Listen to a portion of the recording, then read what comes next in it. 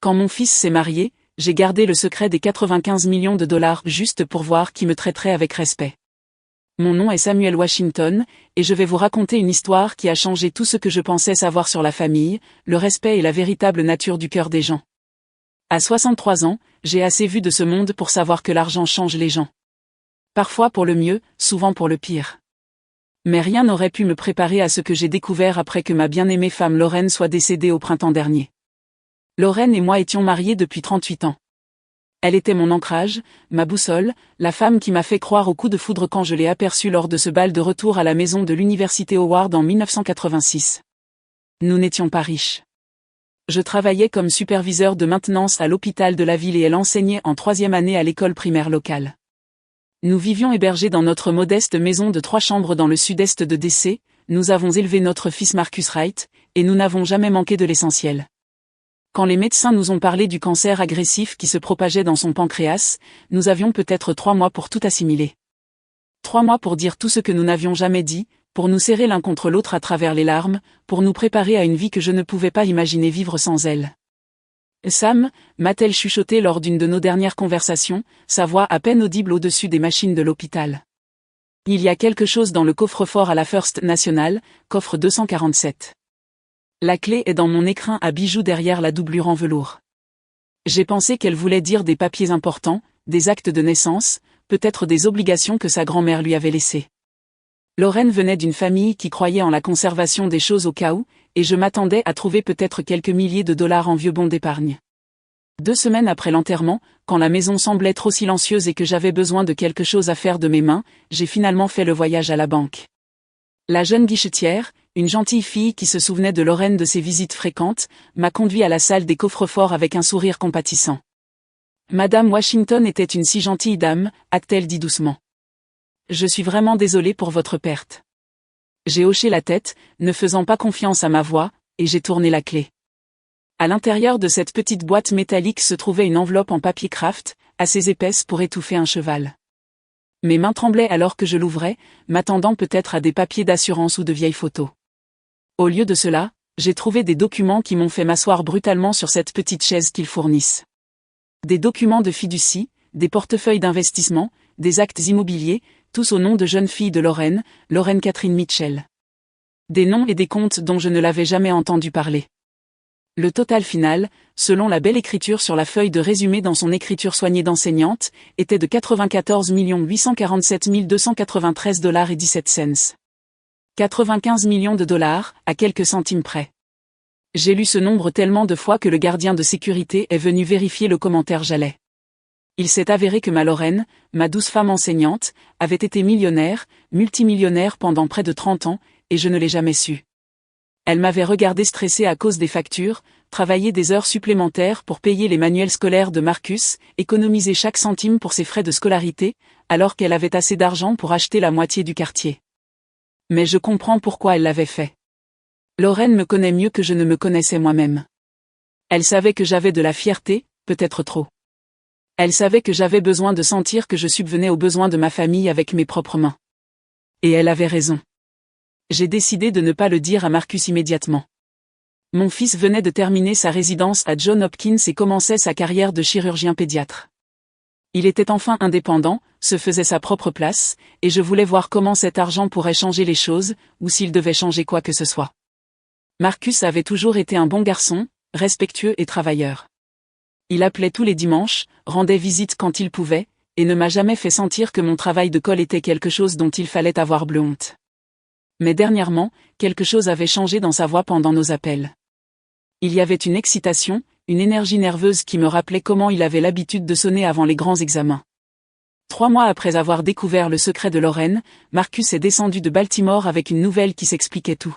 « Papa, je veux que tu rencontres quelqu'un de spécial », a-t-il dit, presque en sautillant sur mon canapé du salon comme s'il avait à nouveau 12 ans. Elle s'appelle Victoria Ashworth, et je vais lui demander de m'épouser.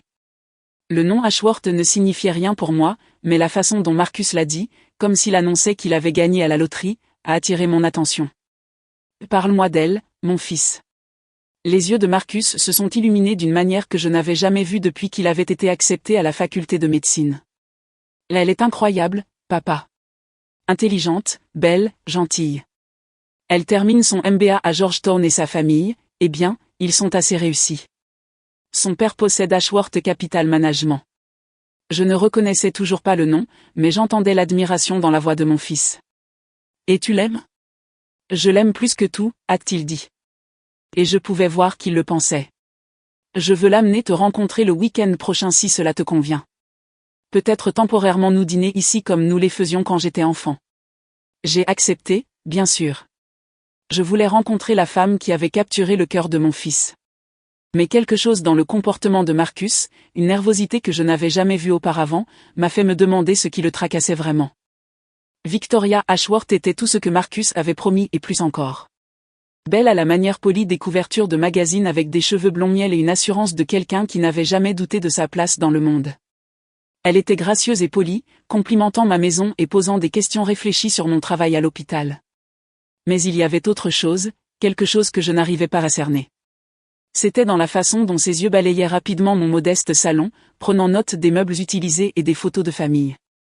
C'était dans la façon dont elle souriait quand je servais le dîner sur la belle porcelaine de Lorraine, des assiettes qui nous semblaient élégantes, mais qui devaient paraître pittoresques pour quelqu'un qui avait grandi avec la vraie richesse. Monsieur Washington, Marcus m'a tellement parlé de vous, a-t-elle dit par-dessus ma tentative du célèbre rôti de Lorraine. Ce doit être gratifiant de travailler dans la maintenance hospitalière. Vous faites vraiment tout fonctionner. Son ton était parfaitement agréable, mais quelque chose dans la façon dont elle a souligné « maintenance » m'a fait serrer les mâchoires. Marcus n'a soit pas remarqué, soit choisi de l'ignorer. Papa est trop modeste, a-t-il enchaîné. Il n'est pas seulement dans la maintenance. Il est le chef de la gestion des installations pour tout l'hôpital. Ils ne peuvent pas fonctionner sans lui. Victoria, un gentilhomme souriant. Bien sûr, les travailleurs essentiels sont si importants. L'expression « travailleurs essentiels » a plané dans l'air comme un défi. Ce n'était pas ce qu'elle avait dit, mais la façon dont elle l'avait dit, comme si elle tapotait la tête d'un enfant pour avoir bien essayé. Mais Marcus rayonnait, et Victoria était assez polie, alors j'ai gardé mes observations pour moi. Si mon fils était heureux, je pouvais tolérer un peu de condescendance de sa future femme. C'est quand il partait que j'ai entendu la conversation qui m'a vraiment ouvert les yeux. J'étais dans la cuisine en train d'emballer les restes pour Marcus à ramener à Baltimore quand j'ai entendu la voix de Victoria venir du porche. « Chérie, es-tu sûre de vouloir que le mariage ait lieu ici à DC? Je veux dire, ton père semble charmant, mais quoi? » La voix de Marcus était plus tranchante que je ne l'avais entendue depuis des années. « Rien. Rien. C'est juste que mes parents sont habitués à un certain niveau, tu sais, peut-être temporairement nous avoir une petite cérémonie ici et puis une plus grande réception au club de campagne. Comme ça, tout le monde sera à l'aise. Mon père m'a élevé, dit Marcus. C'est d'où je viens. Et j'aime ça chez toi, Marcus. J'aime ton authenticité, ton passé. C'est rafraîchissant. Je veux juste m'assurer que tout le monde se sente bienvenu. Tu sais, parfois les gens de mondes différents peuvent se sentir. J'ai entendu Marcus soupirer. Peut-être as-tu raison. Nous durablement faire quelque chose à leur club de parents. Ma main s'est immobilisée sur le papier aluminium. Mon fils, le garçon que j'avais élevé pour être fier de ses origines, commençait déjà à faire des compromis sur qui il était. Je n'ai rien dit quand Marcus est revenu chercher les restes. Je l'ai serré dans mes bras pour lui dire au revoir et j'ai dit à Victoria que c'était un plaisir de la rencontrer. Mais cette nuit-là, allongée dans le lit que j'avais partagé avec Lorraine pendant 38 ans, j'ai pris une décision.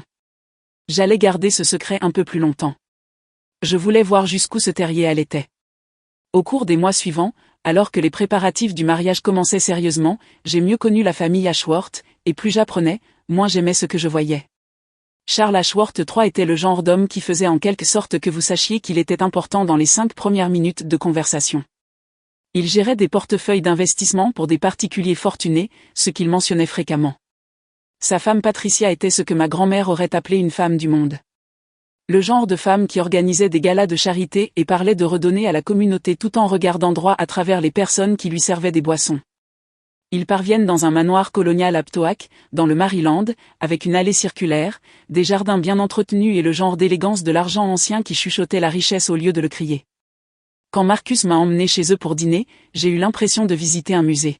« Samuel, dit Charles, me serrant la main dans ce qui était probablement censé être une poignée de main ferme, mais qui serait davantage à un test de force. Marcus nous dit que tu travailles à l'hôpital. Ce doit être un travail satisfaisant de garder les lumières allumées, encore une fois avec la condescendance enveloppée de politesse. Cela a ses récompenses, ai-je répondu calmement. Patricia était plus subtile, mais tout aussi claire dans ses opinions. Nous sommes si excités pour le mariage, s'est-elle exclamée lors des cocktails servis par un personnel de maison en uniforme. Victoria a un goût si diversifié pour les gens. C'est l'une de ses qualités les plus admirables. Un goût diversifié pour les gens, comme si Marcus était une sorte d'accessoire exotique qu'elle avait ramassé dans une boutique. Tout au long de la soirée, j'ai regardé mon fils se transformer sous mes yeux. Le Marcus que je connaissais, confiant, direct, fier de ses réalisations, est devenu différentiel, presque apologétique. Quand Charles a demandé des nouvelles de sa résidence, Marcus a minimisé ses réalisations. Quand Patricia a évoqué le budget du mariage, Marcus a rapidement proposé de contribuer plus que je ne savais qu'il pouvait se le permettre. Ne sois pas ridicule, chérie, a ri Patricia, touchant les bras de Marcus comme s'il était un enfant doux mais confus. Charles et moi sommes heureux de prendre en charge les dépenses du mariage. Nous comprenons les différences financières entre nos familles. La façon dont elle a dit « différence financière » donnait l'impression que nous étions des réfugiés qu'ils avaient gracieusement décidé de parrainer. Mais c'est la conversation sur la liste des invités du mariage qui m'a vraiment atteint. Maintenant, Samuel, dit Patricia, consultante en planificateur en cuir, nous aurons besoin d'une liste de ta famille et de tes amis pour les invitations. Le lieu peut accueillir environ 300 invités. 300 invités. Lorraine et moi nous étions mariés dans la cave de notre église avec peut-être 60 personnes, et nous avions pensé que c'était une faute. Je n'ai pas besoin de beaucoup d'invitations. La plupart de ma famille est partie, et j'ai peut-être 20 amis que je voudrais inviter. Le sourire de Patricia est devenu encore plus forcé. Bien sûr, nous comprenons. Parfois, les petites familles sont plus chaleureuses. Charles s'éclaircit la gorge. Nous devrions probablement discuter des arrangements de lieu aussi. Nous aurons quelques associés commerciaux importants qui assisteront, des sénateurs, des juges, des PDG. Nous voulons nous assurer que tout le monde est à l'aise. Le message n'était pas clair. Mes 20 amis de l'hôpital et du quartier ne seraient pas assis avec les sénateurs et les PDG. Marcus n'a rien dit. Il a juste hoché la tête comme si tout cela était parfaitement raisonnable. Cette nuit-là, en rentrant chez moi dans ma maison vide, j'ai ressenti quelque chose que je n'avais pas ressenti depuis des années. De la honte. Pas de la honte pour qui j'étais ou ce que j'avais accompli, mais de la honte que mon fils laisse ces gens lui faire honte de ses origines. J'ai pensé à Lorraine, à la façon dont elle aurait géré les Ashworth. Elle aurait souri gentiment, complimenté la robe de Patricia, et d'une manière ou d'une autre, elle aurait fait comprendre qu'elle n'était pas impressionnée par leur argent ou leur attitude. Elle avait une façon de maintenir sa dignité tout en faisant examiner la leur aux autres. Elle me manquait tellement à ce moment-là que j'ai dû m'arrêter sur le côté de la route et me ressaisir. Quand je suis rentré chez moi, j'ai regardé les relevés bancaires des comptes que Lorraine m'avait laissés. 95 millions de dollars. Plus d'argent que les Ashworth n'en avaient probablement, malgré tous leurs airs. Plus d'argent que Marcus ne pouvait l'imaginer. Mais j'ai gardé le secret. Je voulais voir jusqu'où cela irait. Alors que la date du mariage approche, les insultes subtiles sont devenues moins subtiles. Pendant une dégustation de gâteaux dans une boulangerie haut de gamme à Georgetown, Patricia a fait en sorte de démontrer qu'il gardait les coûts raisonnables parce que tout le monde ne peut pas se permettre le niveau de luxe. Quand nous avons visité le lieu, un club de campagne exclusif qui coûtait probablement pour une nuit plus que ce que je gagnais en 6 mois, Charles a fait un point d'honneur pour me dire que l'adhésion avait un processus de sélection assez strict, mais de ne pas m'en faire car j'étais leur invité. La goutte d'eau a été la discussion sur les lieux lors du dîner de répétition. Nous étions rassemblés dans la salle à manger des Ashworth, passant en revue les derniers détails, quand Patricia a sorti son plan de table. Maintenant, Samuel, a-t-elle dit, sans lever les yeux de ses papiers soigneusement organisés, nous allons te placer à la table 12, près de l'arrière. Tu seras avec certains de nos, eh bien, appelons-les nos invités les plus décontractés. Nous avons pensé que tu serais plus à l'aise là-bas. La table 12, près de l'arrière, avec les invités décontractés. Marcus étudiait son téléphone, faisant semblant de ne pas entendre la conversation. Victoria arrangeait des fleurs, également commodément distraites. « Très bien », ai-je dit calmement. Patricia a rayonné comme si je venais de lui faciliter la journée. « Merci, Samuel. Tu es si compréhensif. Tout le monde n'aurait pas été aussi gracieux concernant la logistique d'un grand mariage. » Mais Charles n'avait pas fini. « Nous apprécions vraiment ta flexibilité, samedi. Puis-je t'appeler Sam ? Ce genre d'événement peut être accablant pour les personnes qui n'y sont pas habituées. Nous voulons que tout le monde se sente bienvenu, mais nous devons aussi être attentifs aux attentes de nos autres invités. Les attentes de leurs autres invités, comme si j'étais une sorte de gêne qu'ils devaient gérer. Je comprends parfaitement, ai-je dit, et c'était vrai. J'avais compris que ces gens me voyaient comme le fardeau de Marcus, quelque chose à tolérer et à cacher où je ne pourrais pas embarrasser leurs amis importants. Ce qui faisait le plus mal, ce n'était pas leur attitude. J'ai traité avec les préjugés et la condescendance toute ma vie. Ce qui faisait mal, c'était de voir mon fils aller dans leur sens. Marcus, le garçon à qui j'avais appris à se défendre et à défendre les autres. Marcus qui m'avait vu faire des doubles shifts pour payer ses études et qui n'avait jamais agi comme si j'avais honte du travail honnête. Marcus, qui se vantait auprès de ses amis de la façon dont son père réparait tout à l'hôpital. Ce Marcus était assis là, laissant ses futurs beaux-parents traiter son père comme un citoyen de seconde zone. Le mariage était tout ce que Patricia avait promis qu'il serait, élégant, cher et conçu pour impressionner. Le club de campagne était décoré de milliers de roses blanches et de suffisamment de bougies pour éclairer la moitié du Maryland. La liste des invités se lisait comme un qui des décideurs de Washington. J'ai porté mon meilleur costume, celui que j'avais acheté pour les funérailles de Lorraine, et j'ai essayé de me fondre dans le décor. À la table 12, j'étais assis avec deux parents âgés de Charles, qui semblaient confus quant à leur présence, une amie de l'université de Victoria qui a passé toute la réception sur son téléphone et quelques autres personnes qui étaient clairement gérées plutôt que célébrées. Depuis ma place à l'arrière, j'ai regardé Marcus et Victoria échanger leurs vœux devant un hôtel qui coûtait probablement plus que mon salaire annuel. Mon fils avait l'air beau dans son cher smoking, et Victoria était radieuse dans une robe qui, j'ai appris plus tard, coûtait plus que ma voiture. J'ai pensé à Lorraine pendant la cérémonie. Elle aurait versé des larmes de joie, je le savais, mais elle aurait aussi été blessée par la façon dont nous avions été traités. La réception était un spectacle soigneusement orchestré de richesse et d'influence. Charles a prononcé un discours sur l'accueil de Marcus dans notre famille qui a donné l'impression qu'il lui rendait un immense service. La demoiselle d'honneur de Victoria a parlé de la chance de Victoria d'avoir trouvé quelqu'un d'aussi authentique et terre à terre. Tout était beau. Tout était parfait. Et je me sentais comme un étranger au mariage de mon propre fils. Marcus ne m'avait pas parlé depuis la cérémonie, à part une poignée de main rapide et un « merci d'être venu, papa ». Il était trop occupé à travailler la salle, à serrer des mains avec les associés commerciaux de Charles, à rire des blagues de personnes qui n'avaient probablement jamais entendu parler de lui 6 mois auparavant. J'ai regardé mon fils, le garçon qui m'aidait à réparer les choses autour de la maison, qui m'appelait après chaque examen majeur pour partager ses notes, qui m'avait tenu la main lors des funérailles de sa mère, se transformer en quelqu'un que je reconnaissais à peine. C'est alors que Patricia s'est levée pour son toast de mère de la mariée. Patricia Ashworth s'est levée de la table d'honneur avec le genre de confiance qui vient de ne jamais douter de sa place dans le monde. La salle s'est calmement respectueusement, les verres en cristal levés en anticipation. Bonjour à tous, a-t-elle commencé, sa voix portant facilement à travers la salle de bal élégante. Charles et moi sommes si ravis de vous accueillir tous pour célébrer cette merveilleuse union entre notre fille Victoria et son nouveau mari Marcus. Des applaudissements polis ont parcouru la foule. J'ai remarqué qu'elle avait dit Marcus comme si elle s'habituait encore au nom. Quand Victoria nous a parlé pour la première fois de Marcus, nous avons été impressionnés par son dévouement à sa carrière médicale et son approche authentique de la vie. C'est rafraîchissant de rencontrer quelqu'un d'aussi authentique, d'aussi non gâché par les pressions de notre monde moderne. Elle a continué, son sourire ne faiblissant jamais. Bien sûr, unir nos familles signifie des ajustements des deux côtés. Nous avons tellement appris de choses sur différentes perspectives, différents milieux, différentes façons d'aborder la vie. Elle a fait une pause, ses yeux balayant la salle et s'attardant un instant sur la table 12, où j'étais assis avec les autres pensées après coup. Nous sommes convaincus que Marcus s'adaptera magnifiquement aux traditions et au mode de vie de notre famille, et nous espérons simplement que sa famille saura s'adapter au nouveau mode de vie. Les mots m'ont frappé comme un coup physique. Sa famille saura s'adapter à ce nouveau mode de vie, comme si nous étions une sorte de cas de charité qui devait être élevé à leur standard.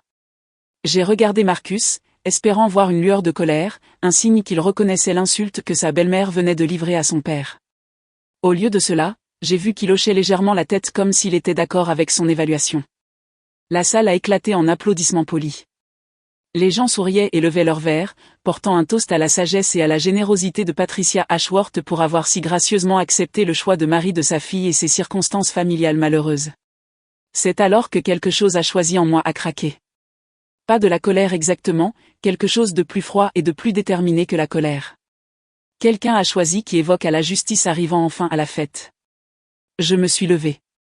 Le mouvement était assez lent pour que les gens près de moi le remarquent, mais pas assez dramatique pour interrompre le discours en cours de Patricia sur l'importance de l'unité familiale et du respect mutuel. J'ai redressé ma cravate, la même cravate que j'avais portée aux funérailles de Lorraine, la même cravate que j'avais portée à la remise des diplômes de la faculté de médecine de Marcus. J'ai toissé. L'excusez-moi, ai-je dit, ma voix portant à travers la salle de bal avec le genre d'autorité qui vient de 30 ans de gestion de crise dans un grand hôpital. Je suis désolé de vous interrompre, Patricia, mais je pense qu'il y a quelque chose que je dois dire. La salle est devenue silencieuse. Pas le silence respectueux d'un toast prévu, mais le silence soudain et aigu de 300 personnes réalisant que quelque chose d'inattendu se produisait. Le sourire de Patricia a vacillé un instant avant de se remettre en place. Eh bien, Samuel. Nous aimerions beaucoup t'entendre, a-t-elle dit comme si elle surindulgeait un enfant qui avait demandé à dire la grâce à la table des grands. J'ai marché lentement vers l'avant de la salle, mais pas résonnant sur le sol en marbre poli. En me déplaçant, je pouvais sentir le poids de tous ces regards sur moi.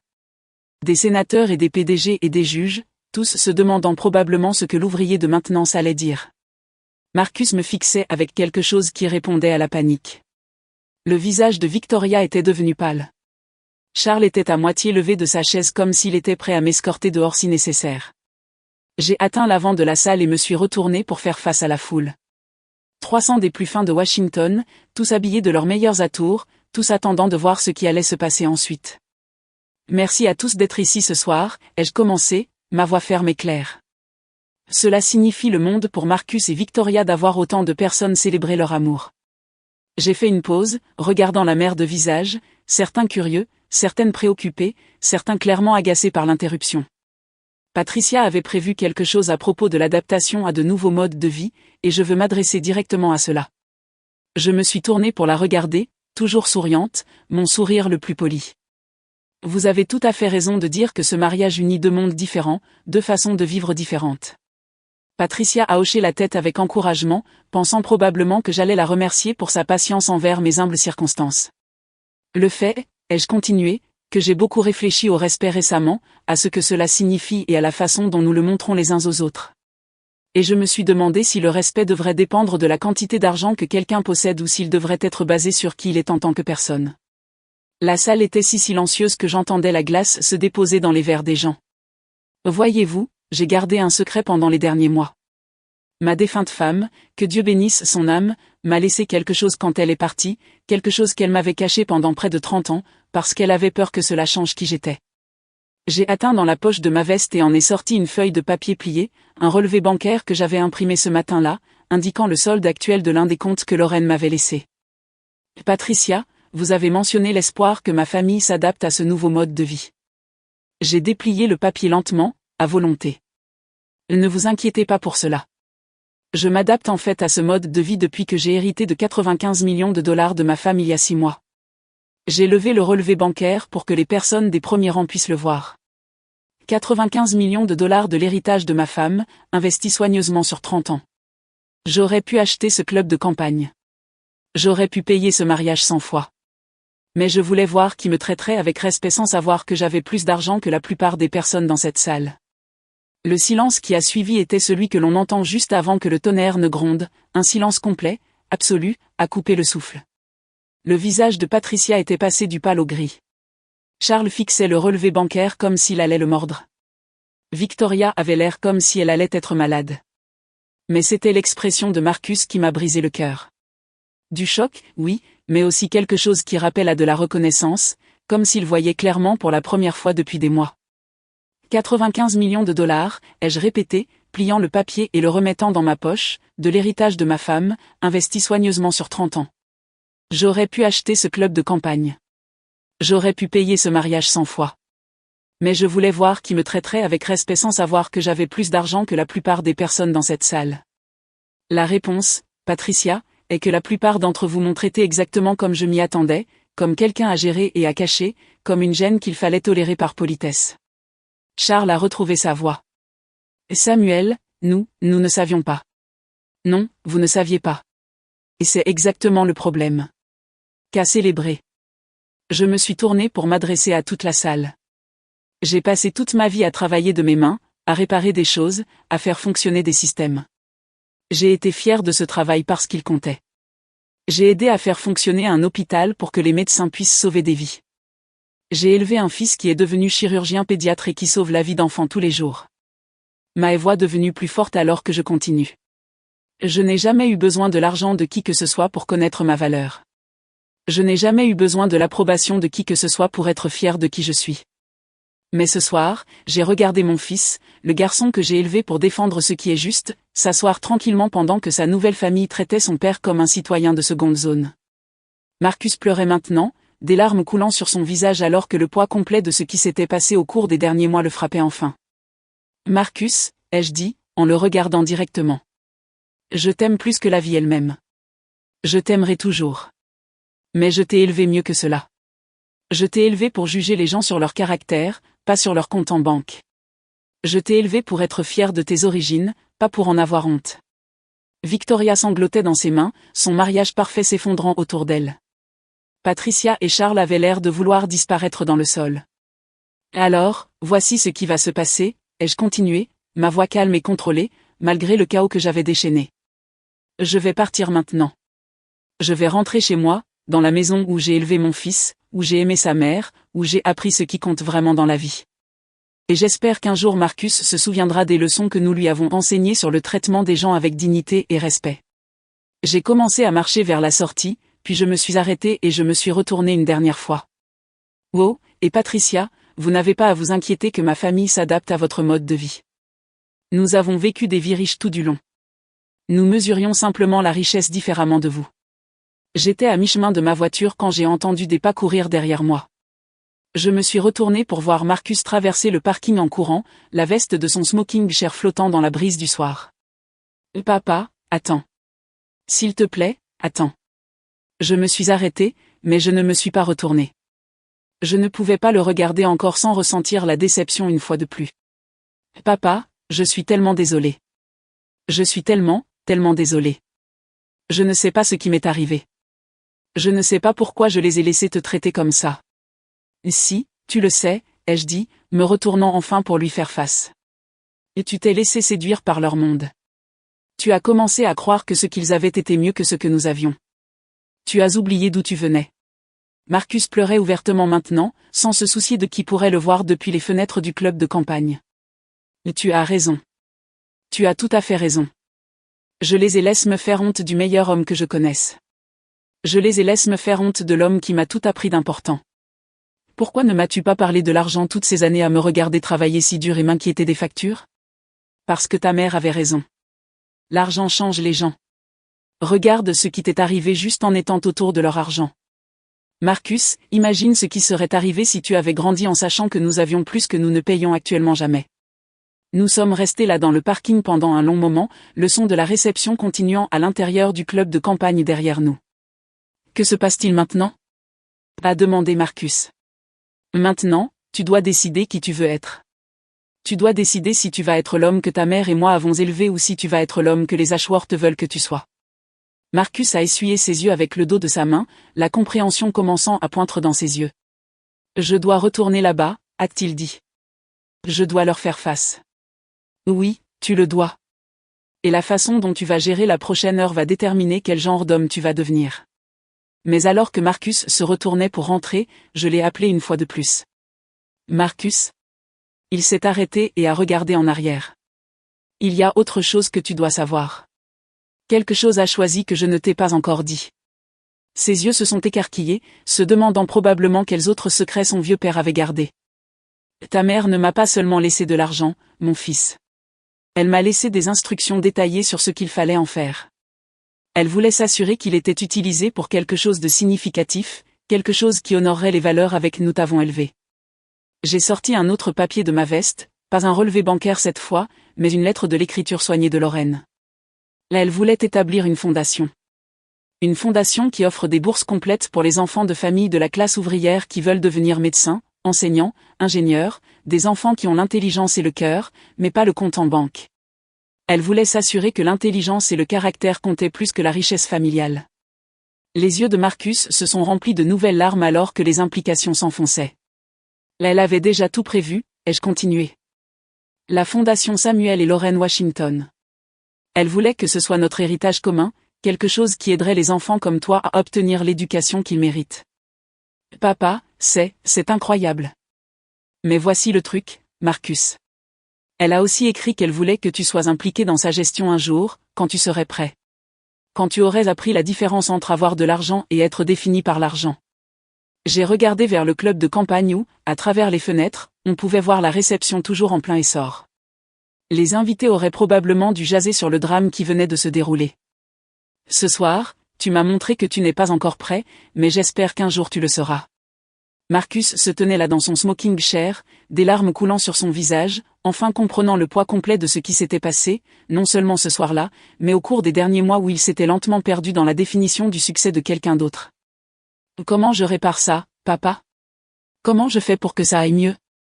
Tu commences par retourner là-bas et te lever pour ce qui est juste.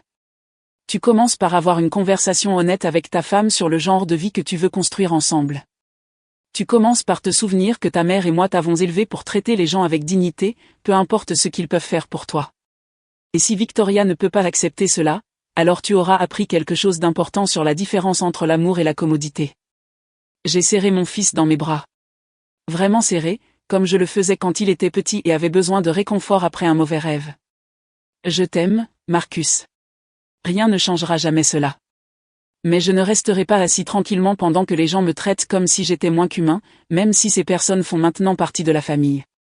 J'ai conduit chez moi à travers les rues tranquilles du sud-est de DC, passant devant les quartiers où j'avais grandi, devant l'hôpital où j'avais travaillé pendant 30 ans, devant l'église où Lorraine et moi nous étions mariés lors d'une cérémonie qui avait coûté peut-être $300 et était remplie de plus d'amour sincère que tout ce que j'avais vu ce soir.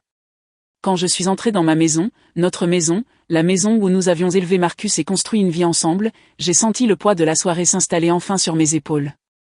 Mais je ne me sentais pas vaincu. Je me sentais quelque chose que je n'avais pas ressenti depuis des mois. Clair. Clair sur qui j'étais. Clair sur ce qui comptait. Clair sur la différence entre avoir de la richesse et avoir de la valeur. Je me suis assis dans mon fauteuil inclinable, le même fauteuil où j'avais aidé Marcus avec ses devoirs, où Lorraine avait corrigé des copies, où nous avions regardé Marcus obtenir son diplôme de la faculté de médecine via un live stream pendant la pandémie, et j'ai pensé à ce qui allait. L'argent était réel. 95 millions de dollars soigneusement investis et accumulés sur 30 ans, plus d'argent que je ne pourrais en dépenser en 10 vies. Mais le plan de Lorraine pour la fondation était également réel. La fondation Samuel et Lorraine Washington, conçue pour aider les enfants qui avaient du talent et de la motivation, mais qui avaient besoin de quelqu'un pour croire en eux assez pour investir dans leur avenir. Des enfants comme l'avait été Marcus. Des enfants comme je l'avais été avant d'abandonner l'université pour subvenir aux besoins de ma mère malade.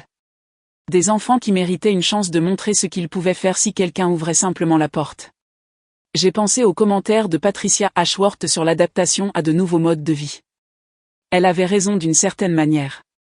J'allais devoir m'adapter à avoir cet argent, à la responsabilité qui l'accompagnait, à l'opportunité de faire une réelle différence dans la vie des jeunes. Maintenant, dites-moi, qu'auriez-vous fait à ma place? J'adorerais aussi avoir de vos nouvelles. Merci beaucoup d'avoir regardé. N'oubliez pas d'aimer et de partager cette vidéo avec quelqu'un aujourd'hui.